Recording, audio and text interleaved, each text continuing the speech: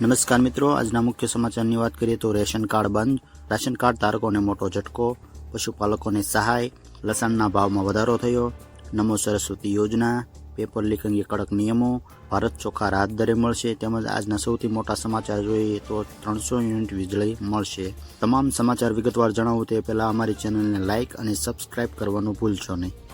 આજના પ્રથમ સમાચારની વાત કરીએ તો 300 યુનિટ વીજળી મળશે. કેન્દ્રીય મંત્રીએ વચગાળાના બજેટમાં રિન્યુએબલ 1 કરોડ ઘરો પર સોલાર પ્લેટ લગાવવાની જાહેરાત કરી છે, જેથી ઘરોને 300 યુનિટ ફ્રી વીજળી મળશે. જે સમયે દેશમાં ફ્રી વીજળીની યોજના એક નવા મોડેલ રજૂ કરે છે, જેમાં એક તરફ તો દેશ રિન્યુએબલ એનર્જી તેના લક્ષ્યને પૂરા કરશે, જ્યારે સરકાર વગર ઇન્ડસ્ટ્રી અને ઇકોનોમી નુકસાન પહોંચાડ્યા વગર તેના દ્વારા એક રાજનીતિક હિત પણ સાધી શકાશે. મિત્રો, ત્યારબાદના સમાચારની વાત કરીએ તો ભારત ચોખા રાહત દરે મળશે. કેન્દ્ર સરકાર દ્વારા સબસિડીવાળા ભારત ચોખાનું વેચાણ આજથી શરૂ થશે. આ ચોખા ₹29 પ્રતિ કિલોના ભાવે વેચવામાં આવશે. ચોખા 5 અને 10 કિલોના પેકિંગમાં ઉપલબ્ધ થશે.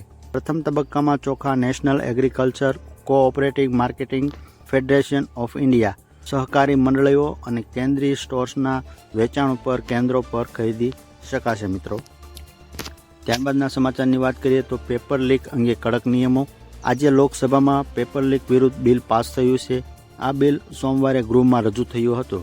આ બિલ અનુસાર જો કોઈ પરીક્ષામાં પ્રશ્નપત્રો લીક કરશે તો તે દંડ કરવામાં આવશે.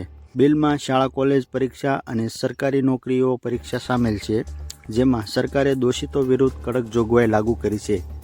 જોગવાઈમાં દોષી સાબિત થવા પર 10 વર્ષ સુધીની જેલ અને ₹1 કરોડ સુધીના દંડનો પણ ઉલ્લેખ છે. ત્યારબાદના સમાચારની વાત કરીએ તો નમો સરસ્વતી યોજના. વિજ્ઞાન પ્રવાહમાં અભ્યાસ કરતા ગરીબ અને મધ્યમ વર્ગના વિદ્યાર્થીઓને મળશે કુલ 25,000ની સહાય.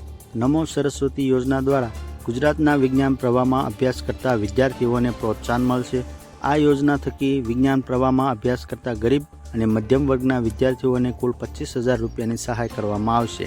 જણાવી દઈએ કે વિજ્ઞાન પ્રવાહમાં અભ્યાસક્રમોમાં શિક્ષણને પ્રોત્સાહન આપવા માટે નાણામંત્રી કનુભાઈ દેસાઈએ બજેટ 2024માં આ યોજનાની જાહેરાત કરી છે. ત્યારબાદના સમાચારની વાત કરીએ તો લસણના ભાવમાં હાલ વધારો થયો છે. દેશમાં લસણના ભાવમાં ભારે વધારો થયો છે. 15 દિવસમાં લસણ ₹200 કિલોના ભાવે વેચાતું હતું, તે હવે ₹300 મોંઘું થયું છે. આથી પ્રતિ કિલોના ભાવ હવે 500 થયો છે. દિલ્હી, ઉત્તર પ્રદેશ, ગુજરાત, પશ્ચિમ બંગાળ સહિતના દક્ષિણી રાજ્યોમાં પણ લસણના ભાવ આસમાને પહોંચ્યા છે. લસણના વેપારીઓના જણાવ્યા મુજબ મોટાભાગના લસણની નિકાસ નાસિકથી અન્ય રાજ્યોમાં થાય છે, પરંતુ આ વખતે ઉત્પાદન ઘટવાને કારણે ભાવો વધી રહ્યા છે.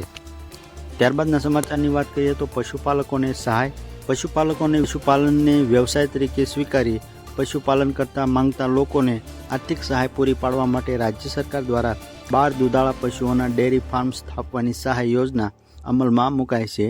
આણંદ જિલ્લામાં વર્ષ 2022-23 દરમિયાન સ્વરોજગારીના હેતુસર આ યોજના હેઠળ કુલ 28 અરજીઓ મંજૂર કરાઈ હતી અને લાભાર્થીઓને આશરે ₹21.70 લાખની વધુની સહાય ચૂકવવામાં આવી હતી.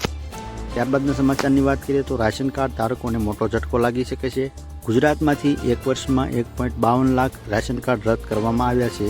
એક વર્ષમાં સૌથી વધુ રાશન કાર્ડ રદ કરાયા હોય તેવા રાજ્યોમાં ગુજરાત પ્રથમ સ્થાને છે. આ અંગે અન્ન પુરવઠા વિભાગ પાસેથી પ્રાપ્ત માહિતી અનુસાર ગુજરાતમાંથી 2021માં 2,19,151 અને 2022માં 1,52,603 જેમ થઈ અને ટોટલ 3,71,754 રાશન કાર્ડ રદ કરવામાં આવ્યા છે. નિયમ અનુસાર જો કોઈ ધારક પોતાની આવકની ખોટી માહિતી આપી હોય તો તેવા લોકોના રાશન કાર્ડ રદ કરવામાં આવશે. મિત્રો,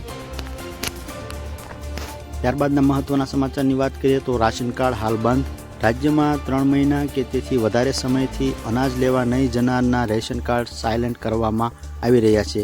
તો તંત્ર દ્વારા સાયલેન્ટ થઈ ગયેલા રેશન કાર્ડની ફરી શરૂ કરવા માટે પણ એક ઝુંબેશ ચલાવવામાં આવી રહી છે, જેનાથી હવે સાયલેન્ટ કરેલા રાશન કાર્ડ ફરીથી સક્રિય કરી શકાશે. એટલે કે મિત્રો, રેશન કાર્ડની દુકાનો પર જઈ જો તમે રેશન કાર્ડ નહીં લો તો તમારું રેશન કાર્ડ બંધ થઈ શકે છે, જેને લઈ સરકાર દ્વારા મહત્વપૂર્ણ નિર્ણય લેવામાં આવી રહ્યો છે.